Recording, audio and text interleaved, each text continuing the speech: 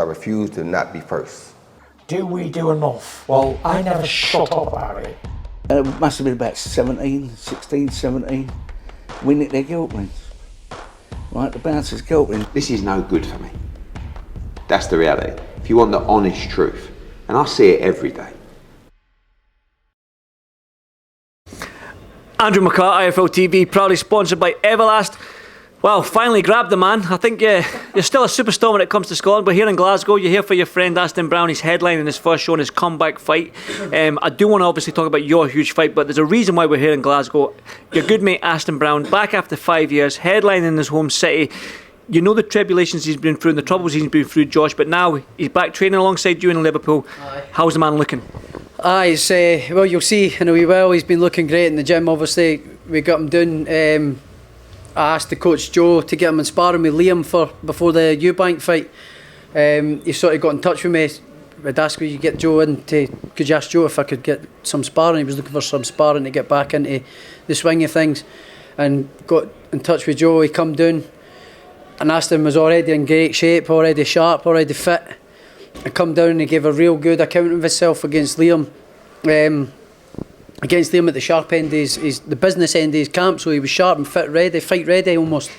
And he gave Liam really good work, and I think he impressed Joe and Declan quite a lot with his toughness, his experience as a pro, as a boxer generally, because we've been all over the world for years together, boxed against the best in the world for years all over abroad in the tournaments and world championships, European championships. So Aston's got an abundance of experience, and I think they impressed Joe and Declan, and I said to him, I said, you should have a wee word with them, because I think they will take you on because they can see you're dedicated. And he then went away and had a word with Joe, and here he's here, so I'm delighted. I'm delighted that he's back on board, and he's had a turbulent couple of years outside the ring and stuff, but I'm so glad that he's been back, he's refocused himself, and he's back to where he belongs in the boxing ring, and he's going to show them tonight what he's made of, how good a fighter he is, and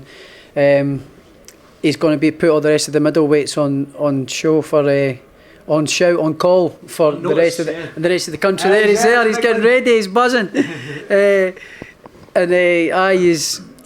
going to put the rest of them on call, and he'll be a top contender in middleweight division for sure. Well, you're fighting in New York. Can you get him on your undercard? I can certainly try. I've certainly try. I've already put the feelers out and things like that as well. So, if I can do it, he'll be on it 100%. Well, let's talk about it then. I'm definitely going to get on that plane to New York, mate. You know me. I'm the boxing whore, Josh, as you've called me for many a year. New York, the Hulu, Madison Square Garden. You've done Vegas. Now, the probably only sticking point or disappointment of Vegas, you became undisputed champion. You beat Jose Ramirez. Yeah. In front of a good crowd, 1,000 people in Vegas. That's a dream. However, you only had me there as a fan. Exactly. Do you know what I mean? So you couldn't bring your fans over. But now you're going the Mecca, well, not the Mecca, but the Hulu Theatre. It's still in Madison Square Garden, New York. You can bring your fans over this time and fight a good opponent in Teofimo Lopez. Yeah, absolutely. I mean, the good thing about it as well, they've booked out the 2 arenas for that date, so it might shift to the big one depending on how the tickets and that go. I think they're going reasonably well so far.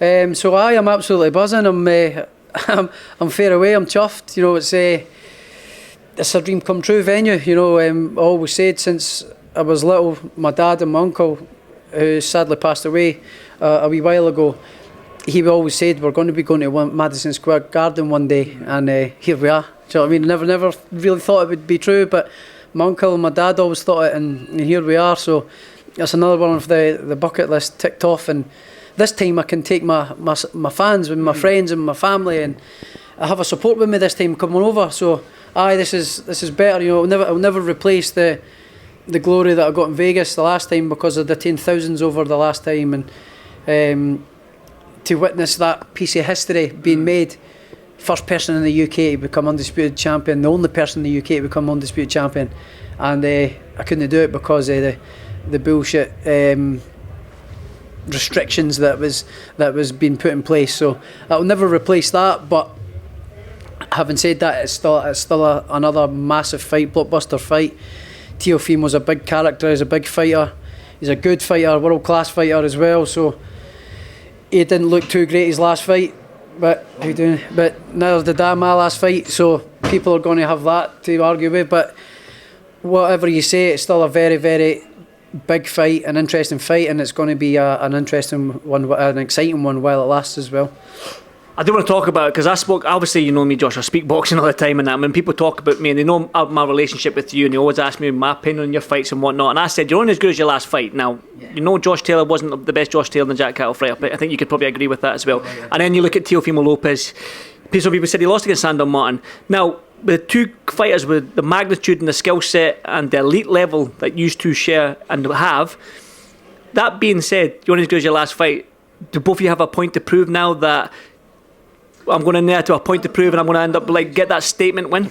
I don't think so. I got the win. He got the win. That's all that matters. Some people think he won. Some people think Sander Martin won. Doesn't matter. We got the win. It's history. Got the result. So no. But what I do need to do is perform better. You know, that's the only bad performance I've had in about 10 years, Andy. And a lot of that was due to my own fault. Was taking my eye off the ball, getting complacent, and going out after won all the titles. Gone out and enjoying life too much, drinking too much, eating too much shit, not being in the gym for one, and then coming back to the gym and trying to get all that weight off, and then getting injuries, and then catching COVID, then chest infections, and then leaving the weight too long because I wasn't motivated and I wasn't never had my eye on the ball. Bit of complacency crept in, and that's the mistakes that I made, and I've learned from the mistakes, you know. So look at me again, I'm nice and trim again. I've always been nice and trim in the gym. I'm a gym rat. I'm always a gym rat. So I've learned that lesson that you can't do that. So that'll no be, you'll see a completely different fight. You'll never see that version of Josh Taylor again, ever. You spoke about your uncle there and your dad speaking about Madison Square Garden. Now, I think if people watch some of our past interviews, we've spoke, because I remember when we used to train at Loch End, and after the training session we stand at Terry and you used to manifest Josh Taylor world champion. Remember you used to write it down all the time?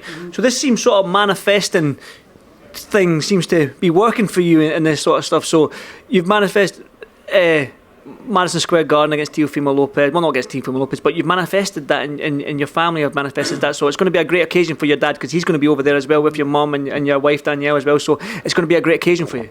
Absolutely, you know, and a big fight as well. And there's not many people that from the UK that have boxed in Madison Square Garden. You know, it's all the legends, all the past absolute pound best for bests have been there, you know, and I plan on being a pound for pound best. I'm still on the pound for pound list, believe it or not. People go, I'm still number 8 in the pound for pound list for what I've achieved. My last fight was shit, but I still won. And the opponents that I've beaten on the road to becoming undisputed world champion in only 18 fights, 19 fights, 6 undefeated champions in a row.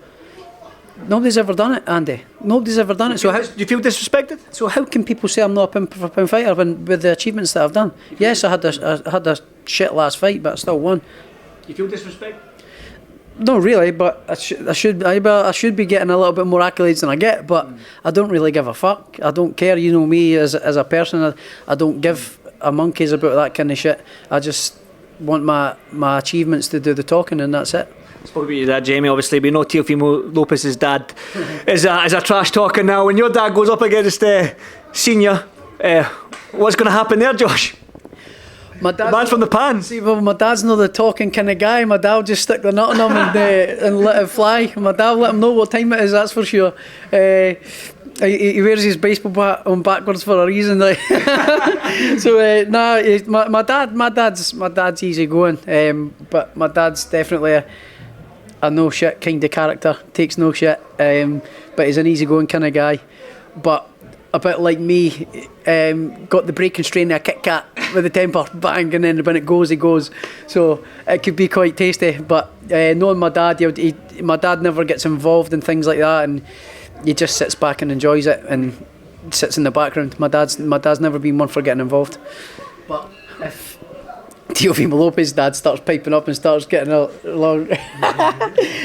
starts getting involved, then you never know. Anything can happen. Yeah, I'm probably looking forward to that more than your fight, to be honest. Well, you travelled all the way to... It's all fun and games. It's an entertainment business, Josh, exactly. But you travelled all the way to New York. to come to face with Teofimo Lopez. Now, I was obviously looking at the Top Rank feed and whatnot, looking at the YouTube channel. I was hoping for that face-to-face with you and Teo. Never happened. He never showed up, but there was a split screen with him in there. You disappointed you travelled all that way and didn't get to come face-to-face with him?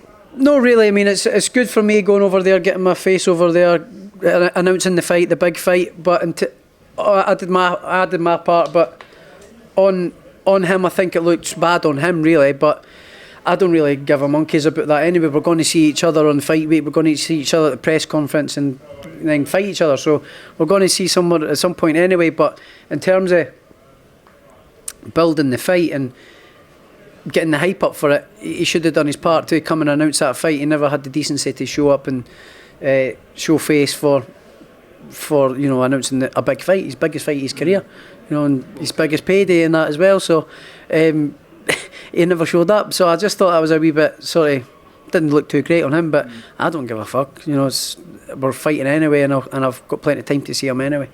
What's going to happen, Josh? I'll knock him out. I think one of us is going to get knocked out anyway. I don't think that that's going to go to 12 rounds. I don't think, but with our two styles in the matchup, I do not think that the 12 bell will get seen. I think he's getting knocked out.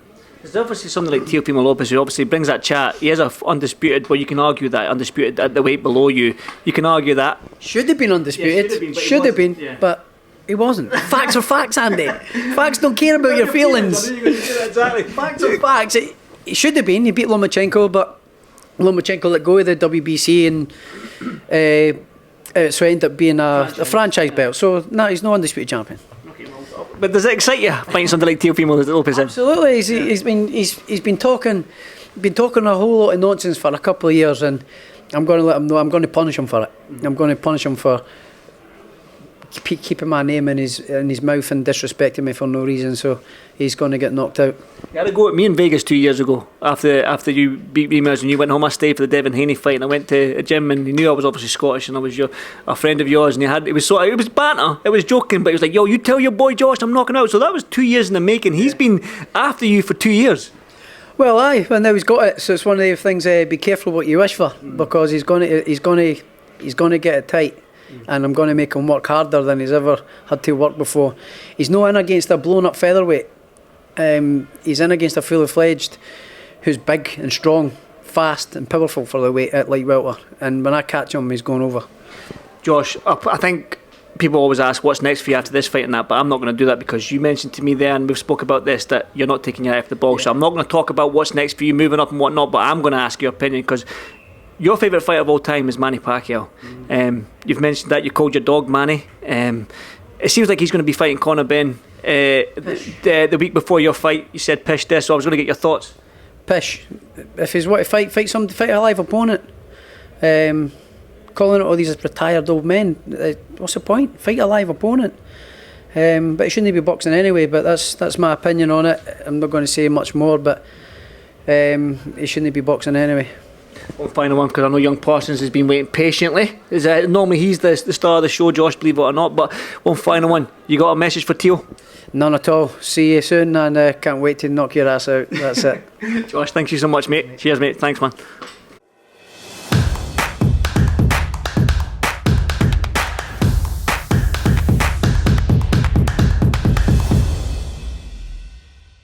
Refuse to not be first.